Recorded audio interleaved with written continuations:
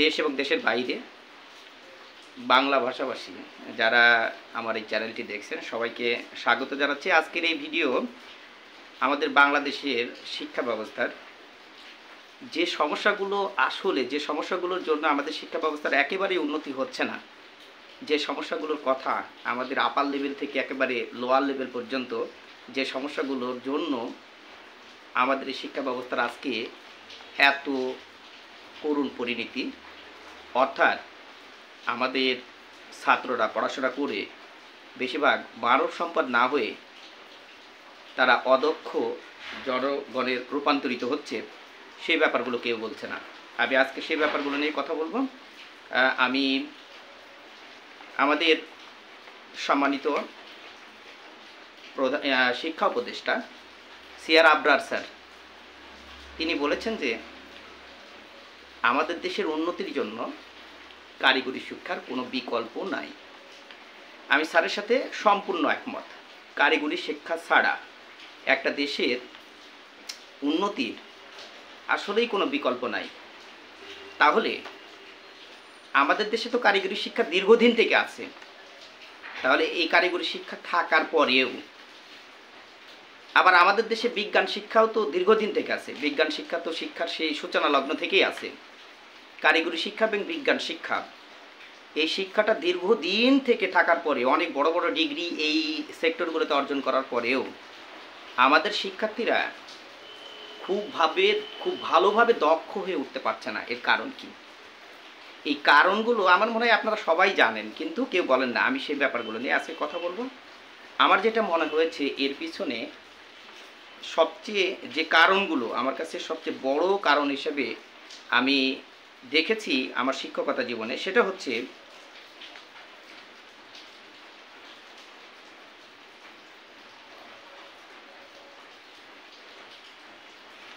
আমরা যদি আমি প্রথমেই আসি আপনার কারিগরি শিক্ষার কথায় যদি আসি, তো প্রথমেই আমাদের যে ভুলটা, আমাদের কারিগরি শিক্ষার ফলপ্রসূ না হওয়ার পিছনে যে ভুলটা প্রথমেই আমরা করেছি, সেটা আমার কাছে মনে হয়েছে শিক্ষক নিয়োগের ক্ষেত্রে।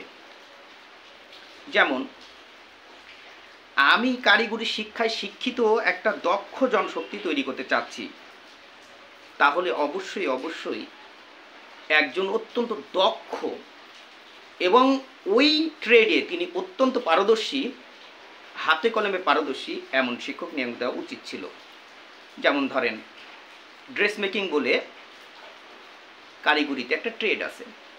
আচ্ছা, এই ট্রেডে আমাদের গ্রামে যে প্রতিষ্ঠানগুলো রয়েছে, সেই প্রতিষ্ঠানগুলোর আমি দেখেছি অধিকাংশ, ক্ষমা করবেন আমাকে এই কথাটা বলতেই হচ্ছে, অধিকাংশ টিচারগুলো নিয়োগ দেওয়া হয়েছে তারা একটা কেচি পর্যন্ত ধরতে সক্ষম না। ড্রেস তৈরি তো দূরের কথা, ড্রেসের কাটিং তো দূরের কথা। আমি একটা উদাহরণ দিলাম। আবার ধরেন আরেকটু আপার লেভেলে কারিগরি শিক্ষার কথা যদি বলি, ধরেন মেকানিক্যাল ইঞ্জিনিয়ারে সেখানে হয়তো বা এমন শিক্ষক নিয়োগ দেওয়া হয়েছে, সে শিক্ষকটাও ওইভাবে আসলে আমাদের ছেলে মেয়েদের যেভাবে কারিগরি শিক্ষায় শিক্ষিত করা উচিত সেই রকমভাবে তিনি করতে পারছেন না। এখন আমার প্রশ্ন হলো, কি ভিত্তিতে এই শিক্ষকগুলো নিয়োগ দেওয়া হলো? কেন নিয়োগ দেওয়া হলো? কারিগরি শিক্ষার দক্ষ করতে হলে প্রথমে এই ট্রেডগুলোতে, এই ডিপার্টমেন্টগুলোতে যেনারা অত্যন্ত দক্ষ দেশের নাগরিক ছিলেন তেনাদের নিয়োগ দেওয়া লাগতো। প্রথমে দেখেন, আমাদের কিন্তু এরকম দক্ষ লোক খুব একটা অভাব ছিল না। যেমন আমি যদি আপনাকে আমি যদি বলি যে আমাদের বাংলাদেশে দেখেন যে অনেক লোক আছে যেনারা দেখা যাচ্ছে ইন্টারমিডিয়েট অথবা বিএ পাস, এরকম লোক দর্জির কাজ করে। আমাদের গ্রামে গঞ্জে অনেকেই এরকম লোক আছে। আমরা কি করলাম, ওই দক্ষ ছেলেটাকে যদি নিয়োগ না দিয়ে আমরা যে কোনোভাবে, যে কোনো কারণে, যে কোনো ওয়েতে আমরা অদক্ষ একটা ছেলেকে, অদক্ষ একটা লোককে, যে কেসি পর্যন্ত ধরতে জানে না, তাকে গিয়ে নিয়োগ দিলাম। ফলশ্রুতিতে কি হলো? ওই কলেজে যাও আসো, কিছুই না, বছর শেষে কিছুই শিখলো না। ওখান থেকে কারিগরি শিক্ষার নামে একটা সার্টিফিকেট নিয়ে বের আসলো, বাট ওই সার্টিফিকেটই জাস্ট থাকলো, কিন্তু ওই সার্টিফিকেট দিয়ে কারিগরি শিক্ষার যে মুখ্য উদ্দেশ্য, মূল উদ্দেশ্য, দক্ষ জনসম্পদ হয়ে বের হওয়া, সে নিজে কিছু একটা করতে পারবে এবং স্বাবলম্বী হবে, সেটা তার হতে পারছে না। আমার জানা মতে বা আমি যতটুকু বুঝি, আমার মনে হয় ধরেন মেকানিক্যাল ইঞ্জিনিয়ার, তো মেকানিক্যাল ইঞ্জিনিয়ার এমন একজন দক্ষ টিচার নিয়োগ দিতে হবে, যিনি এমন হবেন স্টুডেন্টদের কাছে গিয়ে একটা মেশিনারি ছেড়ে দিবেন, মেশিনারি দেওয়ার পরে ওরা খুলবে, একবার বুঝিয়ে দিবে, উনি নিজে খুলবেন, নিজে খুলিয়ে ওগুলো আবার সেট আপ করে দিবেন, প্রয়োজনে সেগুলো যত কাজ আছে সেগুলো একবার করে স্টুডেন্টদের শিখিয়ে দিবেন, বা যতবার প্রয়োজন হয় শিখিয়ে দিবেন। দেওয়ার পরে স্টুডেন্টদের হাতে ওগুলো ছেড়ে দিবেন, ছেড়ে দেওয়ার পরে বলবে হ্যাঁ তোমরা এখন নিজেদের মতো করে ওগুলো আবার খুলে আবার পুনরায় আবার সেট আপ করো। একবার যদি সেট আপ করতে গিয়ে সে যদি অকৃতকার্য হয় বা কোনোভাবে যদি না পারে, নষ্ট করেও যদি ফেলে, তাহলে টিচার আবার ওটাকে আবার পুনরায় আবার সেটা ঠিক করবে, করে আবার ওই স্টুডেন্টকে আবার দেবে যে ঠিক আছে ওকে তুমি এইবার পারো নি, আবার তুমি দেখলে আবার এইবার এটা আবার তুমি এটাকে আবার খুলে টুলে তন্ন করে আবার তুমি এটাকে পুনরায় সেট আপ করো। আবার পারলো না, প্রয়োজন যতক্ষণ পারবে না ততক্ষণ শিক্ষক ওটা ছাত্রটা নষ্ট করবে, শিক্ষক ওটা ঠিক করে দিবে, এবং যতক্ষণ না পারবে ততক্ষণ পর্যন্ত সে এই ছাত্র শিক্ষকের এই কাজটা চলতেই থাকবে। আমার মনে হয় কারিগরি শিক্ষা বলতে এরকম শিক্ষা হওয়াটাই বাঞ্ছনীয়, এরকম শিক্ষা হওয়াই উচিত ছিল। আর এইরকম শিক্ষা যখন কারিগরি শিক্ষা হবে, তখন সেই কারিগরি শিক্ষাটা অবশ্যই ফলপ্রসূ হবে। প্রিয় বন্ধুরা, এখানে আরেকটা জিনিস আমি লক্ষ্য করেছি, সেটা হলো কারিগরি শিক্ষার মূল্যায়ন করা হয় থিওরিটিক্যাল পদ্ধতিতে। আমি অবাক হয়ে যাই, আমি একটা ক্ষুদ্র মানুষ, কিন্তু আমি অবাক হয়ে যাই যে কারিগরি শিক্ষা সে ওই বিষয়টি কত দক্ষ, আমাকে থিওরিটিক্যালি আমি লিখে সেটা পরীক্ষা দিচ্ছি। আচ্ছা, কারিগরি শিক্ষার পরীক্ষা পদ্ধতি একেবারে মানে অধিকাংশ থিওরিটিক্যাল বেস হবে কেন? তাদের তো পরীক্ষা পদ্ধতি হওয়ার কিছু ছিল একেবারে পুরোপুরি প্র্যাকটিক্যাল। এখানে কোনো টাইম থাকবে না, তাদেরকে একটা যে বিষয়ে যে ট্রেড নিয়ে পড়ছে সেই ট্রেডের মানে প্রয়োজনীয় সামগ্রী এখানে সরবরাহ করা হবে, এবং ওই সামগ্রীগুলো দেওয়ার পরে বলা লাগবে যে হ্যাঁ তাদের সিলেবাসের মধ্যে এই জিনিসগুলো ছিল, তোমরা এইগুলো সরাসরি করে দেখাও। ওখানে সরাসরি পরীক্ষকরা থাকবেন, পরীক্ষকরা ওখানে দেখে ওই ছেলেটা ওটা করতে পারছে কিনা এইভাবে সরাসরি মূল্যায়ন করবেন। কারিগরি শিক্ষা তো থিওরিটিক্যালি ওই যে পরীক্ষার কেন্দ্রে যেমন সাধারণ শিক্ষার্থীগুলো যে পরীক্ষা দিয়ে খাতায় লিখে মার্ক নেয়, কারিগরি শিক্ষা তো এইরকম হলে তো আমরা সেই কাঙ্ক্ষিত যে কারিগরি শিক্ষাতে চায়নার মতো একটা রাষ্ট্র, ও এখন দেখেন পৃথিবীর শ্রেষ্ঠ একটা রাষ্ট্রে পরিণত হয়েছে, সুপার পাওয়ারে পরিণত হয়েছে, সে কারিগরি শিক্ষা আমাদের এই প্রচলিত এই ভুলভাল এই রকম পদ্ধতির মধ্যে দিয়ে আমার মনে হয় আদৌ সম্ভব নয়। তারপরে ব্যাপারটা হচ্ছে, তাহলে আমাদের এই শিক্ষক নিয়োগ পরীক্ষা পদ্ধতি আমার ক্ষুদ্র জ্ঞানে মনে হয় এই জায়গায় একটা বিশাল পরিবর্তন না আনা পর্যন্ত আমরা যতই টাকার পিছিয়ে ঢালি না কেন, সে টাকাগুলো আমরা দেশের মানুষগুলো অসৎ পথে বিপথে বিভিন্নভাবে টাকাগুলো নষ্ট ছাড়া আর কিছুই হবে না। এই পরিবর্তনগুলো আনা জরুরি। এর সাথে কারিগরি শিক্ষার জন্য প্রয়োজনীয় যে উপকরণ, প্রয়োজনীয় যে ইনস্ট্রুমেন্টগুলো আছে, সেগুলো প্রয়োজনে ওই স্টুডেন্টদের থেকে ফি তুলে নেওয়া হলেও ওগুলো স্কুলের তরফ থেকে কলেজের তরফ থেকে ব্যবহার করতে দিতে হবে। আর যদি পারা যায় তাহলে রাষ্ট্র এখানে বিশেষ করে পরীক্ষার সময় এটা প্রোভাইড করবে। আমাদের দেশে শিক্ষার বিভিন্ন প্রকল্পে প্রচুর অপচয় শিক্ষার নামে, শিক্ষার প্রকল্পের নামে হরিলিট হয়। আরেকটা বিষয়, একজন শিক্ষককে যদি এইভাবে একটা ছাত্রকে পাঠদান করতে হয়, এটা কিন্তু মুখ্য বিষয়ের অন্যতম একটা বিষয়। তাহলে শিক্ষকের আগে অর্থনৈতিক যে মুক্তি, অর্থনৈতিক যে একেবারে স্বাবলম্বিতা, সে অর্থনৈতিক স্বাবলম্বিতা দিতে হবে। আমি শিক্ষক, আমি মন প্রাণ দিয়ে গবেষণার মাধ্যমে বাচ্চাদের পড়াতে চাই, কিন্তু আমার যে সামান্য বেতন, এই বেতনে আমার সংসার চলে না। তাহলে আমার সংসার চালাতে হলে আমি শুধু আমার কথা বলছি না, আমি আমার বাংলাদেশের বেশিরভাগ সিংহভাগ শিক্ষকের কথাই আমি বলছি। আমি গবেষণাগারে থাকতে চাই, আমি ল্যাবে থাকতে চাই, কিন্তু ল্যাবে থাকতে হলে আমার অর্থনৈতিক যে সিকিউরিটি, অর্থনৈতিক যে মুক্তি, এইটা দেওয়া জরুরি। আমি কিভাবে গিয়ে বাচ্চাদের এত সুন্দর করে গবেষণা করে, এখানে হবে কি এরকম পাঠদান করতে হলে একটা শিক্ষকের টাইমে, মানে কোনো টাইম টেবল হয়তো বা নির্দিষ্ট থাকবে না, সারাক্ষণ স্টুডেন্টের নিয়ে পড়ে থাকতে হবে। তাহলে আমাকে সেই পরিমাণ পারিশ্রমিক, সেই পরিমাণ আমাকে অর্থনৈতিক স্বাবলম্বিতা আমাকে দিতে হবে। তা না হলে আমাদের দেশের অধিকাংশ আমাদের দেশের 90% বা তারও বেশি আমাদের এমপিভুক্ত প্রতিষ্ঠান। এই এমপিভুক্ত প্রতিষ্ঠানের প্রত্যেকটা টিচারের, অধিকাংশ টিচারের, তাদের আমার মনে হয় অধিকাংশ বললে ভুল হবে, প্রায় প্রত্যেকটা টিচারেরই এই শিক্ষকতার পাশাপাশি অন্য কিছু একটা করতে হয় তার পরিবারকে চালানোর জন্য। অবশ্যই করতে হয়, কারণ যে বেতন সরকার থেকে দেওয়া হয় সে বেতনে আমাদের কোনোভাবেই সংসার চালানো সম্ভব নয়।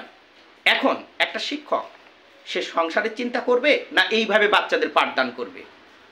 আমি যারা দায়িত্বে আছেন তাদেরকে, আমি ক্ষুদ্র মানুষ, আপনারা এই কথাগুলো একটু বিবেচনা করে দেখবেন। আসলে এই পদ্ধতি যতদিন আপনি অবলম্বন না করবেন ততদিন কি আসলে এই কারিগরি শিক্ষার উন্নতি কি আদৌ সম্ভব? আর একটা বিষয় হলো, সেটা হলো শিক্ষকের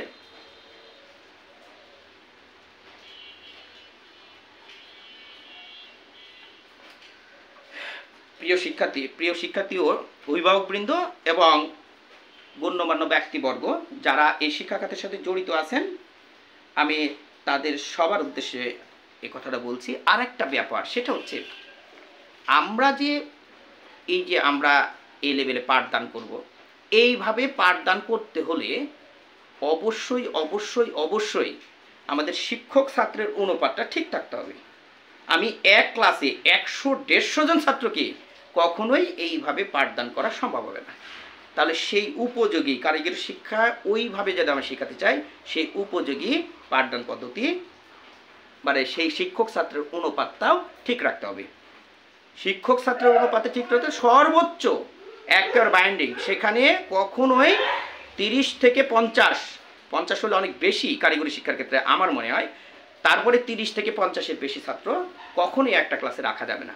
আরেকটা বিষয়, শিক্ষকদের এই চাহিদাগুলো আগে মাথায় নিতে হবে। আমি মনে করি অদক্ষ যে শিক্ষকগুলো আছে, আমরা যেভাবেই হোক, যে কারণে হোক, যেভাবেই হোক, আমরা যে নিয়োগ দিয়েছি, দক্ষ লোকের আমাদের অভাব নাই। আমাদের এখানে বাজারে দেখা যাচ্ছে একটা ছেলে, সে ওই খুব বাড়িঘর ওয়ারিংয়ে খুব সুন্দর, মোটর মেকানিকে খুব সুন্দর, সে কিন্তু BA-MA পাস, এরকম ছেলেও আমার আশেপাশে আছে।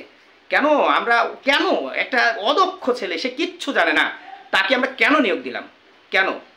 ওকে দিয়ে তো দেশের সেবা হবে না, ওকে দিয়ে তো কারিগরি শিক্ষা বলেন, যে শিক্ষাই বলেন না কেন, ওই সেক্টর উত্তর উন্নত হবে না। আমরা কেন ওই দক্ষ ছেলেটাকে আমরা এসে কেন নিয়োগ দিতে পারলাম না? ওই দক্ষ মানুষটাকে কেন নিয়োগ দিতে পারলাম না? যখন দক্ষ মানুষটাকে আমরা নিয়োগ দিতে পারবো, তখন অরিজিনালি কারিগরি শিক্ষা, সেই শিক্ষাটাকে আমরা অরিজিনালি যে সুফলটা সেটা আমরা পাবো। প্রিয় দেশবাসী, প্রিয় ভাই বোনেরা এবং প্রিয় শিক্ষার্থী বন্ধুরা এবং প্রিয় শিক্ষক ও অভিভাবক, আর একটা বিষয়, আমি এই বিষয়টা খুবই গুরুত্বপূর্ণ, সেটা হচ্ছে যদি শিক্ষকদের এই সকল বিষয়গুলো, শিক্ষার এই সকল বিষয়গুলো যদি ইনশিওর করা সম্ভব হয়, তখন আর একটা বিষয় সেখানে তদারকি আনতে হবে, সেটা হচ্ছে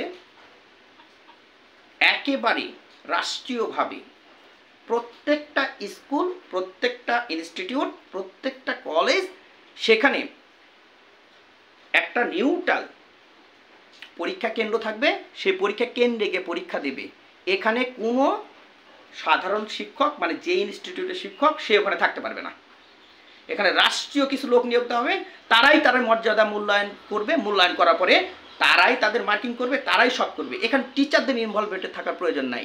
আর যদি এত কিছু সুবিধা দেওয়ার পরেও যদি টিচাররা যদি এখানে সঠিক পাঠদান করতে ব্যর্থ হয়, সেই ক্ষেত্রে আমি মনে করি টিচারদের জবাবদিহিতার আওতায় আনতে হবে। যদি এইভাবে আমাদের শিক্ষা ব্যবস্থাটাকে পুরো ঢেলে সাজানো সম্ভব হয়, তবেই গেছেন শিক্ষার যে সুফলটা সেই সুফলটা আমরা পাবো। আর না হলে আরেকটা বিষয় এখানে বলে রাখা উচিত, আমরা শুধু কী করি, আমরা হচ্ছে বিদেশি একটা উন্নত দেশের যে শিক্ষার কালচার সেটাকে আমরা এখানে অ্যাপ্লাই করতে চাই। আমার মনে হয় শুধু বিদেশি শিক্ষা ব্যবস্থা না, আমাদের দেশের সংস্কৃতি, আমাদের দেশের প্রেক্ষাপট এবং বিদেশি উন্নত দেশের শিক্ষা ব্যবস্থার সাথে তাল মিলিয়ে দুটাকে একটা সমন্বয় করে একটা শিক্ষা ব্যবস্থার বা একটা শিক্ষা পদ্ধতি এখানে চালু করা উচিত। আর আরেকটা বিষয়, আমি যারা আমার জানি না যে আমি অনেক ছোট মানুষ, আমার ভিডিও অত দূর পর্যায়ে যায় কিনা, আমি যদি কেউ আমাদের এই নেতৃস্থানীয় যারা এই শিক্ষা ব্যবস্থাটাকে একেবারে কন্ট্রোল করেন গোটা বাংলাদেশের, এরকম যদি মানে সম্মানিত কোনো স্যাররা যদি আমার এই ভিডিও দেখে থাকেন, তাদের প্রতি আমার একটা নির্দেশনা থাকবে, যে তাদের প্রতি একটা অনুরোধ থাকবে। অনুরোধটা হচ্ছে যে দয়া করে সেটা হচ্ছে অবশ্যই যে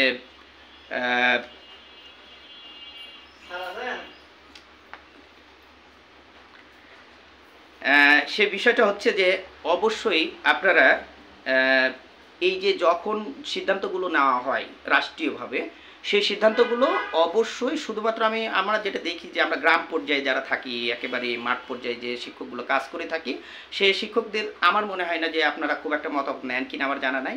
শুধুমাত্র দেখা যাচ্ছে শহরে যে বড় বড় স্কুলগুলো রয়েছে তাদের কালচারের উপর ভিত্তি করে, তাদের স্কেলের উপর ভিত্তি করে আপনারা সিদ্ধান্তগুলো নিয়ে থাকেন। আমার একটা অনুরোধ থাকবে, আমাদের যে গ্রাম শহর এবং সব জায়গাগুলোর, সকল জায়গাগুলোর টিচারদের, বিজ্ঞ টিচারদের, বিজ্ঞ শিক্ষাবিদদের সকলের সমন্বয় করে, সকলের মতামতের ভিত্তিতে যদি একটা শিক্ষাক্ষেত্রে সিদ্ধান্ত নেওয়া হয় তাহলে মনে হয় খুবই ভালো হবে। আর একটা ব্যাপার যে আমি আরেকটা জিনিস আমার এই শিক্ষকতার জীবনে দেখেছি, যে শিক্ষাক্ষেত্রে হুটহাট সিদ্ধান্ত নেওয়া হয়। এখন একটা কেউ পাওয়ার আসলো বা একজন দায়িত্বে আসলেন, উনি কি করেন যে একটা সিদ্ধান্ত নিয়ে যান, তো সিদ্ধান্ত ভালো হোক মন্দ হোক সেটা পুরোপুরি অ্যাপ্লাই না হওয়ার পরে আবার দেখা যাচ্ছে আরেকজন আরেকটা চেঞ্জ করে ফেলে। আবার আরেকটা বিষয় আমি লক্ষ্য করেছি, সেটা হচ্ছে যে শিক্ষার ক্ষেত্রে দেখা যাচ্ছে যে সিদ্ধান্তগুলো নেওয়া হয় খুব একটা মানে দীর্ঘদিন, এটার মানে ডেমো হিসাবে সেটা অন্যান্য জায়গায় চালিয়ে সেটা দেখা হয় কিনা সেটা আমার একটু সন্দেহ হয়। আমিও যদি এই ব্যাপারটা জানি না, কারণ আমি অত বড় মানুষ না। তো সবাই একটু ভালো থাকবেন, এবং এই কথাগুলো বা এই ভিডিওটা যদি ভালো লাগে তাহলে, বা যদি কোনোভাবে শিক্ষাক্ষেত্রে এটা কোনো কাজে আসে আপনার মনে হয়, তাহলে ভিডিওটা শেয়ার করবেন এবং সবাইকে দেখার সুযোগ করবেন, এবং যাতে এত শেয়ার করবেন যাতে যথাযথ কর্তৃপক্ষের নিকট এই ভিডিওটা পৌঁছে যায়। যদি মনোপ্রত হয় বা আমি মনে করি যে এইভাবে শিক্ষা ব্যবস্থাটাকে ঢেলে সাজালে তবে গেছেন শিক্ষার যে সুফল, প্রকৃত যে সুফল সেটা পাওয়া যাবে। তো সবাই ভালো থাকবেন, খোদা হাফেজ।